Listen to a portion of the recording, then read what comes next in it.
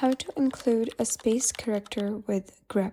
Hello guys and welcome back to Delve Stack. In this video I'm going to show you how you can include a space character with grep. So let's get started.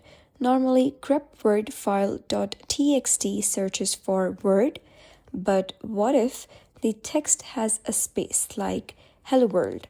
So if you type this grep hello world file.txt, the shell thinks you want to search for hello in file txt and world is something else. It gives an error or wrong results. So what you're going to do is put the text inside quotes so the shell treats it as one single string. You can type in grep and just type in hello world within quotes followed by the file name such as file.txt. And now grep correctly searches for hello world with the space. You can also use single quotes and you will find the same output.